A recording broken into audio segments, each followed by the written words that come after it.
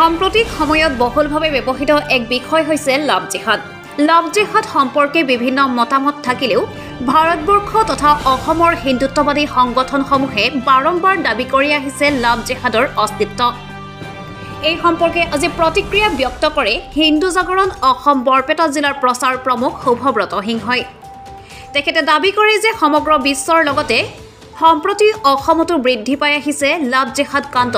বিশেষ এটা হিন্দু বিৰোধী চক্ৰই এই ঘৃণনীয় কামৰ লগত জড়িত হৈ আছে তথা গাঁও অঞ্চলৰ অশিক্ষিত দৰিদ্ৰ পৰিয়ালৰ যুৱতীসকল সিহঁতৰ মূল লক্ষ্য।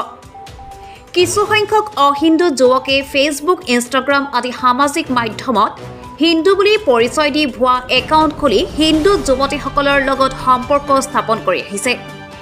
সমূহ হিন্দু ধৰ্মাৱলম্বী পৰিয়ালক এই দুষ্ট চক্ৰৰ কবলৰ পৰা হিন্দু পৰিয়ালৰ জীয়ৰী বোৱাৰীসকলক সাৱধানতা অৱলম্বন কৰিবলৈ আহ্বান জনায় শুভব্ৰত সিংহই। হিন্দু জাগৰণ অসমৰ প্ৰচাৰ প্ৰমুখ সিংহই লাভ জিহাদৰ বিৰুদ্ধে কঠোৰ পদক্ষেপ ল'বলৈ ৰাজ্য চৰকাৰক পুনৰবাৰ আহ্বান জনায়। আমি দেখা পাইছোঁ যে লাভ জিহাদ দিনে দিনে বৃদ্ধি পাই আহিছে। অকল বাক্সা জিলা নহয়, আমাৰ বৰপেটা জিলা গোটেই নামনি অসমত এই লাভ জিহাদৰ যিটো বৃদ্ধি পাই আছে।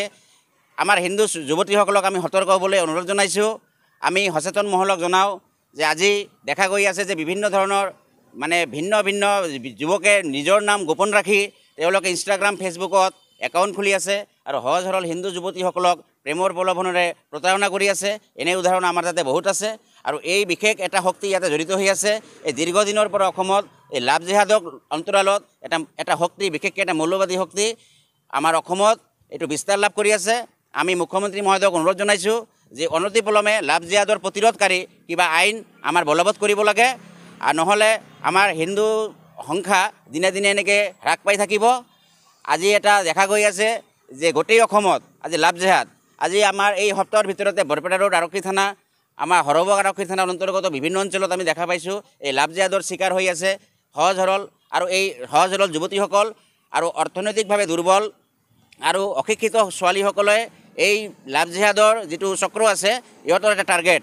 সহজ সৰল যুৱতীসকলক তেওঁলোকে প্ৰেমৰ প্ৰলোভনেৰে আৰু বিশেষকৈ কম বয়সীয়া যিসকল ছোৱালী থাকে এইসকলক সিহঁতে টাৰ্গেট কৰি লৈ আছে।